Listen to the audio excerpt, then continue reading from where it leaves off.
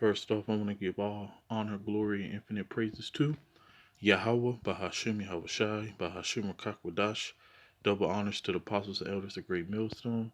Shalom, salutations to the hopeful elect that's fighting the good fight of faith and truth, sincerity, and wholeheartedly. And shalom unto the Akwath, which is the women believers. Shalom unto you. And I want to get into Stockholm Syndrome and Sambo, because that's what half of the 2/3 are. You know, so I just want to get into a little history of what Moses went through, and try to tie in Stockholm Syndrome and Sambo, and hopefully this video will be edifying. But for the sake of reading, this is in the Urban Dictionary. I just want to get to the point right here. It say, the captors begin to feel grateful and think of them as a good person, or even start to gain feelings for their kidnapper not wanting to be rescued. When they are rescued, they talk about their captors as good or even loving person. All right? And that's what these people do. We had that back in slavery. Them same spirits are still here. As they call the house Negro and the field Negro. All right? The house Negro has Stockholm Syndrome. All right? And Sambo, a lot of people get it misconstrued. Uncle Thomas Sambo. But Sambo is really what you referring to. All right? The point that I want to get to. So I'm going to read it. Say, Sambo is a character from the book Uncle Tom's Cabin. Sambo was a slave whose characteristics was to turn against his own people and sell out to the slave owner. All right? So, Stockholm Syndrome is Sambo. You either got people who say, oh, the so-called white man ain't so bad. That's Stockholm Syndrome. And then you got sellouts, all right? Which is still the same characteristics, because you're saying that the so-called white man ain't that bad. I'm just going to sell out. So let's get an account real quick in the apocryphy.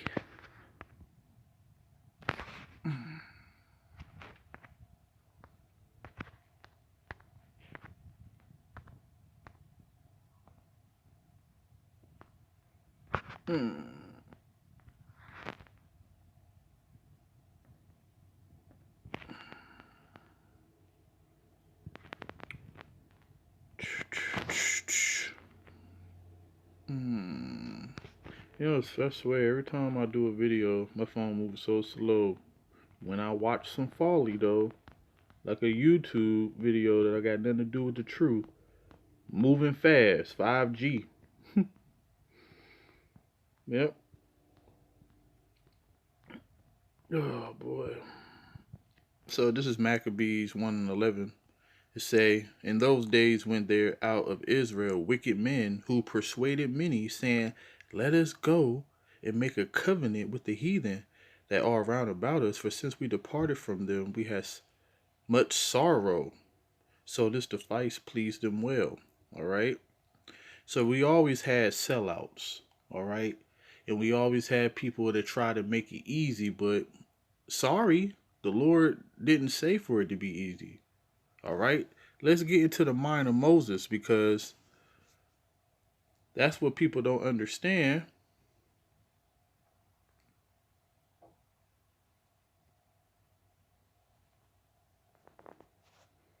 This is the type of mind that you need to have. And it says, by faith. And that's what a lot of people don't have. That's why they will sell out. That's why they will have Stockholm Syndrome, because they're like, shit, this is God. This is who I need to be, worshiping instead of Yahweh Bashim Yahweh Shai. He got better promises, but look at what Moses did.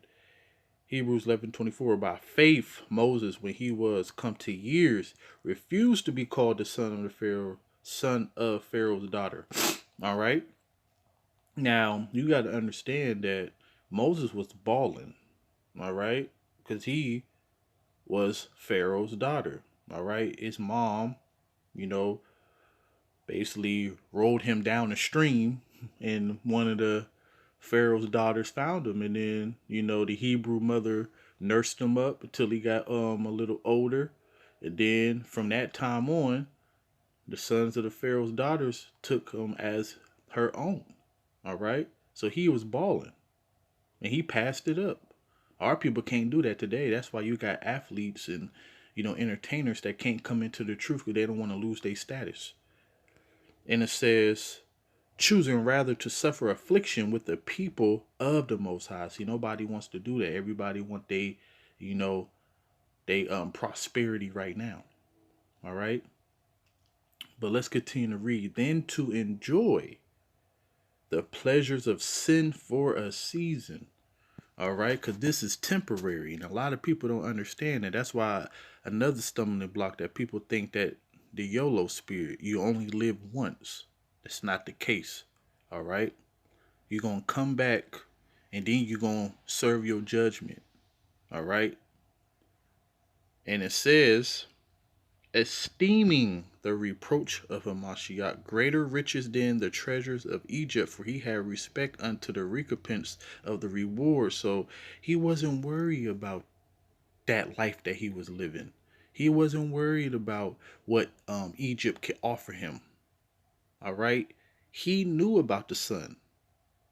All right. He wrote about the sun in the law. That's why I say like a lot of Old Testament Israelites, they don't even understand that Yahweh Shah was prophesied from Genesis to Revelation, man.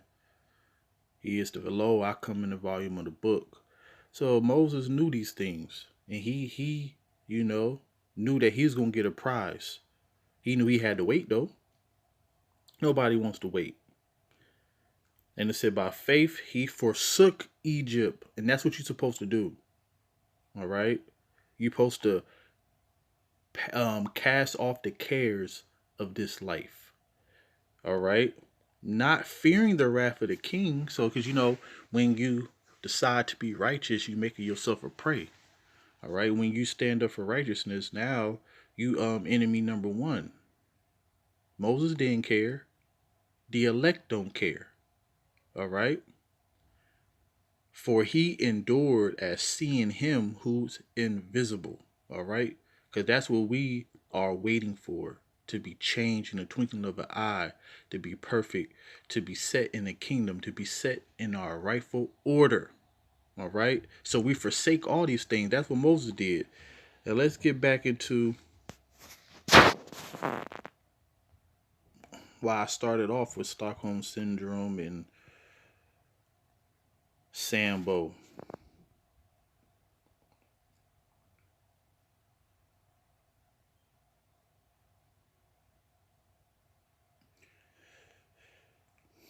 So this is when, Moses became grown.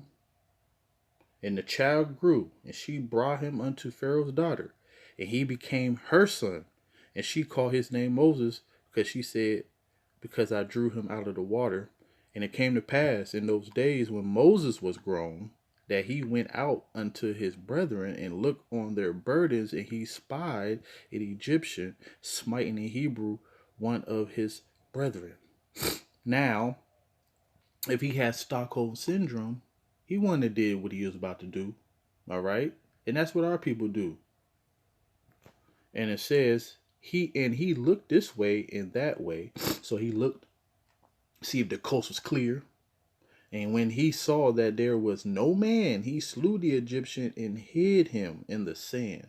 Now, being in hardcore captivity, you're supposed to be like, wow, that's what's up. Yeah, fuck that Egyptian. Guess what these Sambo niggas said? Or should I say Stockholm Syndrome? I'm going to say Stockholm Syndrome. Matter of fact, let's pull that back up for this.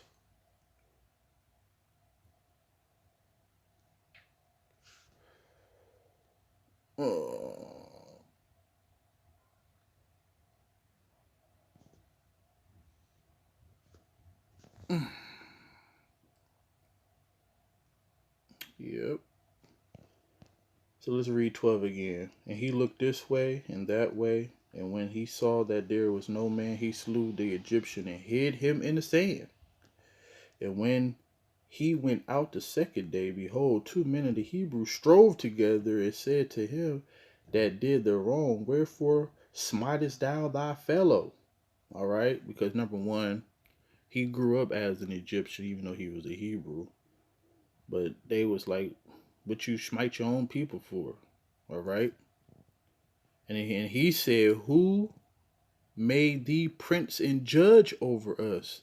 Intendest thou to kill me as thou killest the Egyptian? And Moses feared and said, surely this thing is known. So instead of our people being happy, they end up getting Stockholm syndrome. Let's read it again. The captor begins to feel grateful and thinks them to be a good person, or even to start feeling for their kidnapper not wanting to be rescued.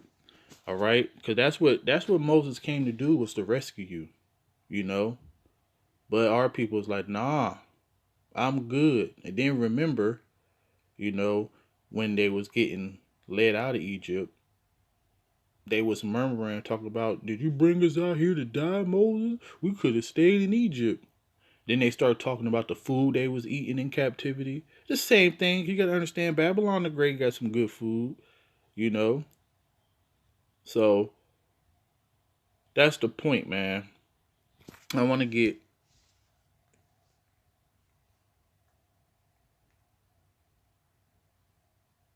Oops. Damn, it's slipping me. Okay.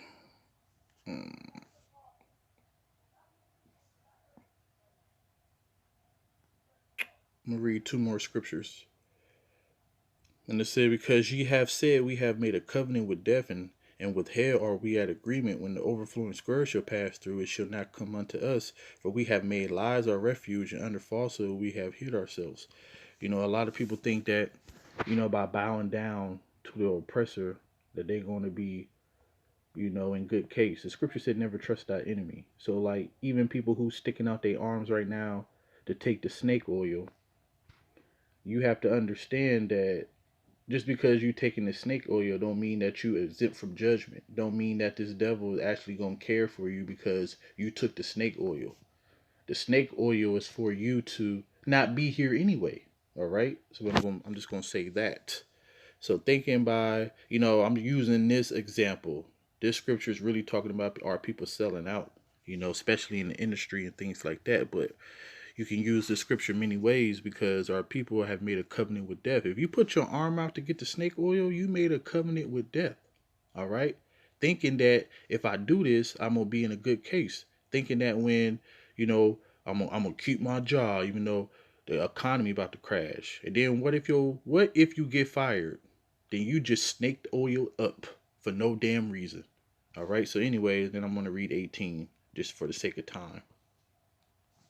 So Isaiah 28 and 18, and your covenant with death shall be disannulled because you don't understand prophecy. All right. You're number one, you're a 2/3 because you made a covenant with death. And the scriptures prophesy about 2/3 is gonna die. All right. And prophecy says that, you know, that you lose in the end and that the elect wins in the end. So you making a covenant right now, you good right now, right? But the Lord said that you're going to lose. And it says, and your covenant with death shall be disannulled, and your agreement with hell shall not stand. When the overflowing scourge shall pass through, then shall be trodden down by it. All right. That's why, you know, one of the scriptures that we quote all the time is very serious. The devil will only use you for his will. And then after he don't need you no more, he's going to pass you to the side. All right? That's the devil for you. All our people want to go to Pharaoh and ask at his mouth instead of Yahweh Bashem Yahweh Shai. You want to be a Sambo. All right? You want to be a sellout.